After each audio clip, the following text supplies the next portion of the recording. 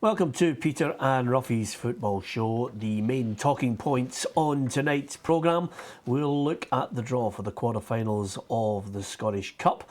Robbie Nielsen says that the Youth Academy is just one of the areas that will benefit from the transfer cash of Osmond Sow, and we'll also discuss ticket prices across Europe and see if you are getting a good deal at your favourite club. Alan Ruff is alongside me, Peter Martin. I'm delighted to see our Bootroom guest back with us in the fold after a quick Bosman sale is Gordon Smith. Gordon, looking resplendent here. Good to have you back alongside us.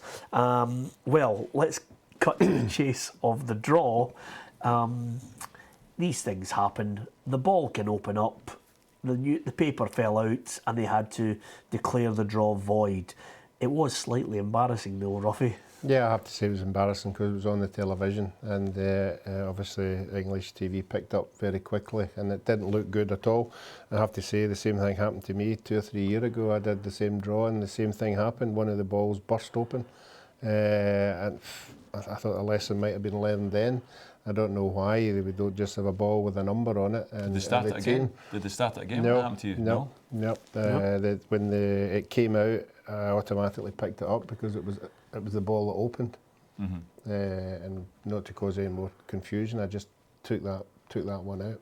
Fortunately, it wasn't Rangers and Celtic. Yeah, absolutely. Yeah. I mean, in the bigger picture, okay, we're all up in arms saying it's an embarrassment.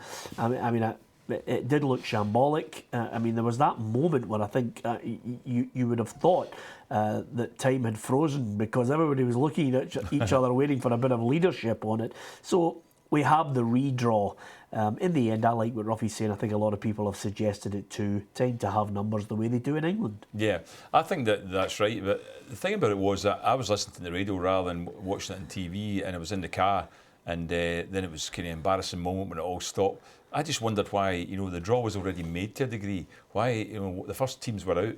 I didn't know why that just didn't stay the same, and then they started the draw again with the remaining teams, just to see where it was going to go. And I thought at least then you would have said, well, we've already drawn Dundee United versus Celtic. Yeah. But then when they started it again, you think, this is going to be even more embarrassing, depending on who either team plays. Now Celtic then end up with a home game, and Dundee United have an away game now. So yeah. It looked as if to say the advantage they got from that draw, Dundee United were not advantaged in terms of who they were playing, but in terms of a home draw and a good crowd and money for them is going out the window now. Yeah, absolutely.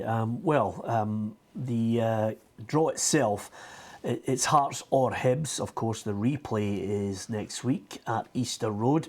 We've already debated yesterday who's got the advantage on that one, but the winner of that tie will play against Inverness, and I think John McGinn, speaking at the draw yesterday, certainly happy that they've got the home tie against Hearts first and foremost.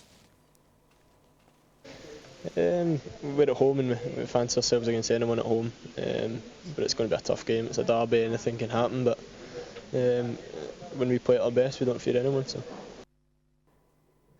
whoever wins the Scottish Cup, if Hearts or Hibs are going to do it, they're going to have to do it by taking a good few scalps along the way. Yeah, definitely.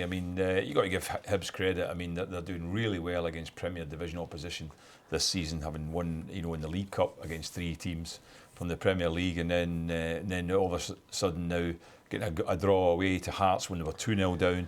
I think that will be the best game of the next round as well. Whoever gets through there to play Inverness, because you're looking at the holders away from home against either a team that's doing really well in the Premier League in Hearts, or a team who are doing fantastically well in the Championship against Premier League opposition. So if it's Hibs, Inverness, I think that'll be a cracking game. Yeah, I can't remember, Gordon. Who did you pick to win the Cup? To win the Scottish Cup, I think Celtic. I went for Celtic. Ruffy? Yeah, I think I went for Celtic as well. Okay, I went for the Jambos. I went for Hearts to win the Cup, but that looks as if it could be. No, well, I still don't think it's finished, Peter. Yeah. I think that, honestly, I think that, Hibs, everybody reckoned Hibs had a chance at Tynecastle, and they were down 2-0, came back, and some of the Hibs players were saying if a little bit more time, they might have won the game, and I could maybe agree with that, yeah, because they were definitely stronger. But I wouldn't rule out Hearts yet in terms of even the game Easter Road, because the pressure comes on Hibs a little bit now. I mean, they're a team desperate to win the Scottish Cup. They haven't won it for a long, long time, and they're in good form. But the pressure's on them a bit. But I did feel in the second half they played really well against Hearts. I thought they were the better team. Thanks, Gordon. You've made me feel better after that. I was starting just to get a wee bit wobbly on that for the replay, which I think, Ruffy, it's only right and proper we head through to Easter Road for that, because it looks as if it's going to be a blackout. I don't think anybody's going to get it on terrestrial or indeed satellite television. No, and again, it'll be a fantastic atmosphere. The stadium will be full. These games generally bring something special, and I think that's what will win it. I thought the Hearts' first goal was a fantastic strike, but I do think it'll need something special to separate both of them. But yeah, right, it will be a fantastic day. I think it's because it's competing with the Champions League, isn't it? Yeah. I mean, that's going to be a little bit of a blow. You wonder if some people might think, well, there's some cracking Champions League games on, but I hope not, because these are great cup ties, aren't they? Yeah, to be honest with you, I don't think anybody will be caring about the Champions League in Edinburgh. I think they'll all be thinking, how can I get a ticket for that match? Rangers Killie or Dumbarton Dundee is an interesting one, Ruffy, because it has the makings of a really good tie. I'm not in any way diminishing Dumbarton's chances, but that could be a tasty one if it ends up the way I think it's going to. Yeah, you would expect Dundee with home advantage. They were on top for quite a lot in that game. They had chances to win the game, but never took them. So Paul Hartley will be happy to go back home again with the strike force that he's got. And you would think they would have to be the favourites. The Kilmarnock Rangers won. I think Kilmarnock would have to produce something special. I thought Rangers created a lot of chances at Ibrox, but we've saw Kilmarnock doing it before. They've certainly got players that can rise to the occasion. It might be the case where the Rangers handle the surface. And Kilmarnock might have a new manager by then too, and that might take away something from how they played in the first game, because Lee McCulloch addressed it in the respect he knew how Rangers played, and he also knows the way to play against Rangers, the way other teams in the Championship are playing of late, which is to sit in and soak it up and make it difficult for Rangers to try and create, because they left very little space. Yeah. And the Rangers were getting a few shots in, but they weren't creating an awful lot of chances. Probably the only real chance they had in the second half was Vaghorn when Mackay played him in. Later on, he should have done better there.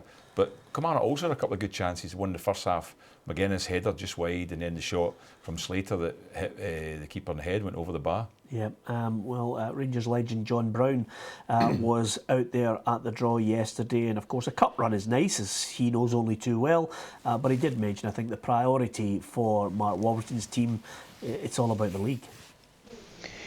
I would prioritise winning the championship. If we can get a run in the cup, then great. There's some decent teams still in the hat, and we've got a very tough game at Kilmarnock, but it's the highlight. You ask a footballer, 20 years ago this May, my last game for Rangers was the Hearts Cup final. We won 5-1, so you carry the memories forevermore. So Dundee United don't get Celtic in the draw. By the time they had the redraw, they were off to Ross County. I don't think they're winning either way on that one. It's a tough one for them, whether it was Celtic or whether it's up to Dingwall on the form of Jim McIntyre. Yeah, I think it remains to be seen if they continue to improve. If Dundee United, if they continue to get some wins, they would. Obviously their confidence would grow and grow, but certainly on the evidence of the form that Ross County's on, they'd have to really improve, because they're playing particularly well just now. Yeah, just one note to finish. Celtic against Morton is the remaining tie, so this is a home draw against Jim Duffy's men. I'm sure Morton will have aspirations in the playoffs rather than worrying about a long cup run. The one little sour taste from the interviews yesterday was, of course, the abuse that Leigh Griffiths has been receiving on Twitter. This was something he gave his thoughts on yesterday. It's not nice to see people coming like that on Twitter, and it's, I had to put a message out there, because as a football player, you're still a human being at the end of the day, and for 90 minutes, fans will hate me, but at the end of the day, I'm a family man, and what I do for myself, I do for my kids as well.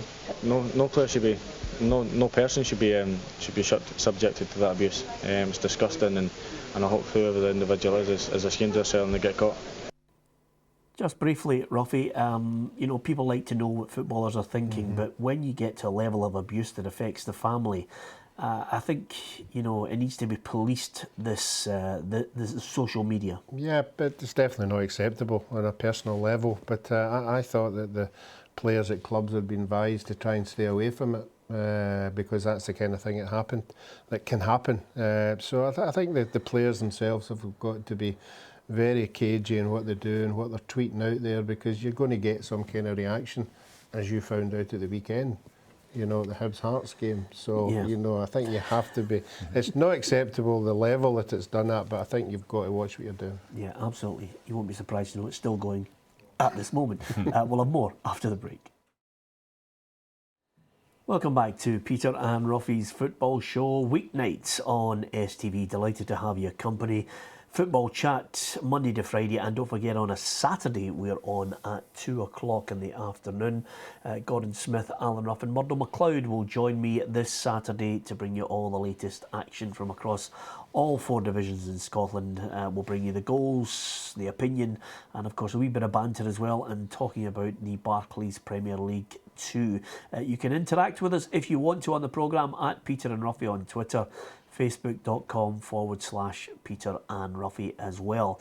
Robbie Nielsen's been speaking ahead of their journey to Ross County in the league. He said that they'll use some of the cash from the Osmond So transfer. It'll benefit the academy as well. I mean, it's good money, certainly not the figure that I think anybody would have envisaged for someone in the last, 6 months of their deal, Gordon? Yeah, absolutely, it was a great bit of business. And, you know, I hope they do, because one of the aspects at Hearts is, you know, they have been bringing a lot of players in.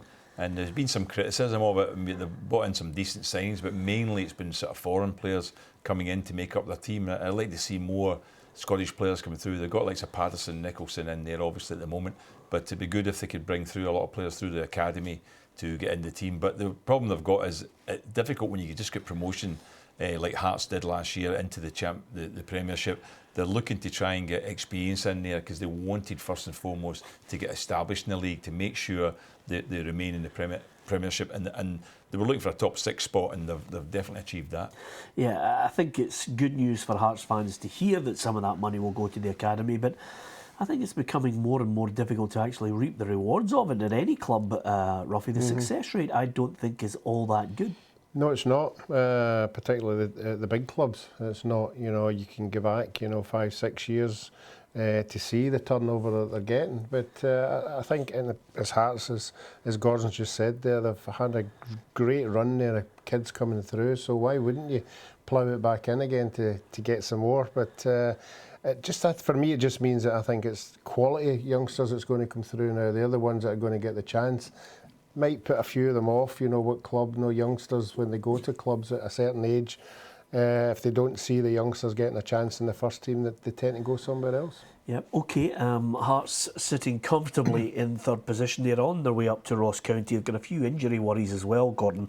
Augustin, Rossi, Oztuk's a doubt, Boabin, and I think John Suter could be in line for his debut for the Jambos. Yeah, I think they probably will bring him in, give him his chance, but because they have got a few injury problems, they're not got the biggest of squads, I don't think.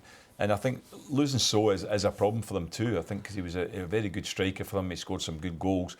And that was one aspect that I felt they lacked a little bit in the second half against Hibs. They didn't seem to be creating an awful lot in terms of goal scoring opportunities and giving Hibs a lot of problems at the back. That's why I think Hibs got stronger and became more attacking as the game went on too, and began to force Hearts back. So I think that maybe, you know, they've got to try and make sure they get a good strike force at Hearts and to take the club forward. Yeah, it's perhaps the measure of how far Ross County have come, Ruffy, that you don't take it as a given that Hearts could go up there and win against Ross County, such as their ability to cause shocks. No, I think Ross County have taken over for St Johnstone this year. I think they're now the team, not the largest of teams, you know, with the support they've got, and they're now a difficult side to beat. They're the team that you probably don't want to get drawn against. You're probably the team where you're not guaranteed to get 3 points home and away, because of the confidence that Ross County just now is high, and they're scoring goals, which they weren't doing before,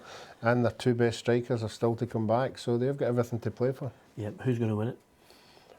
I just think the home advantage with Ross County, they might just sneak it, obviously, with Hearts having the game at the weekend. You've said they've got injuries, remains to be seen whether they can turn it around, but I think maybe go home advantage by the odd goal. God. I would agree with that. I think that because of the injuries Hearts have got, it's going to be tougher for them.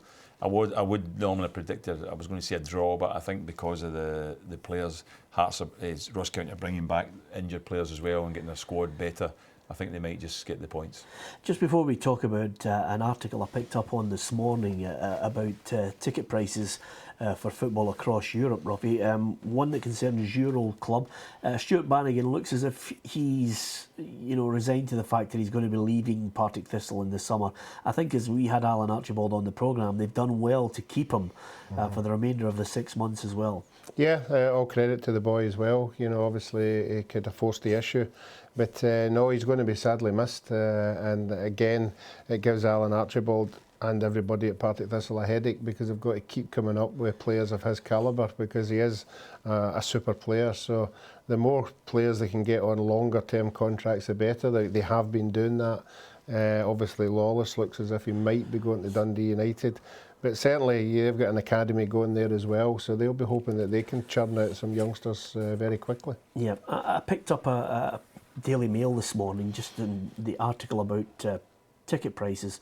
Now, obviously, you're aware that the Liverpool fans decided to leave in the 77th minute of their game to protest against the prices of the tickets. £77 is a lot of money for fans to fork out. And when you consider that the Barclays Premier League, each club next year will get £100 million, Yep.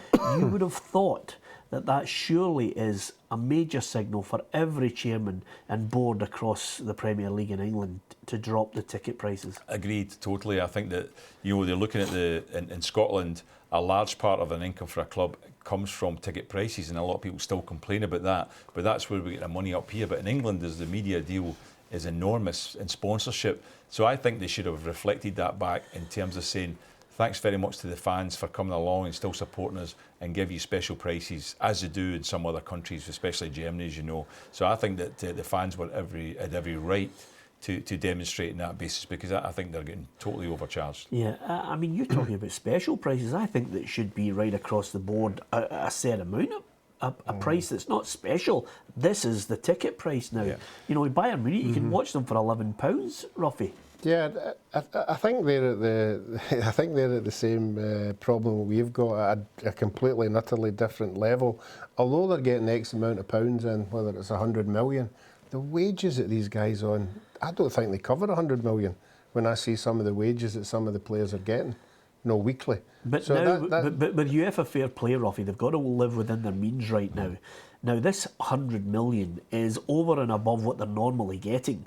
So surely that's crying out for people to be decent about this and turn around and basically say, we're going to reduce the prices here. We're going to allow normal working class fans to get back and to be able to afford not just the odd game here and there, but a regular occurrence. I mean, the cheapest match day tickets that I was able to write down, £11 for Bayern Munich, £17 for Barcelona and PSG, Juventus are £19, and then the next team with the cheapest match day ticket is Celtic at 23. Then it's Real Madrid at 26, and the average in the Premier League is £31. Now, I know some Celtic fans will be absolutely aghast at that.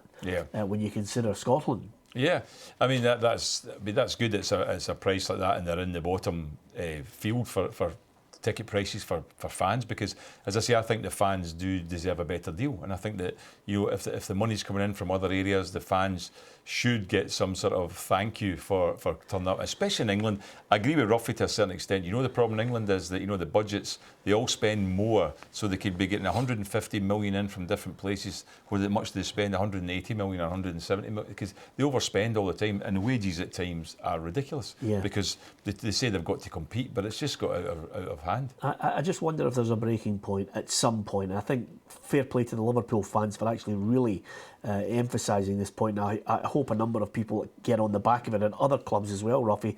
The cheapest season ticket. Now, this doesn't obviously put some of these clubs in a good light in England. Barcelona, £74 for a season ticket.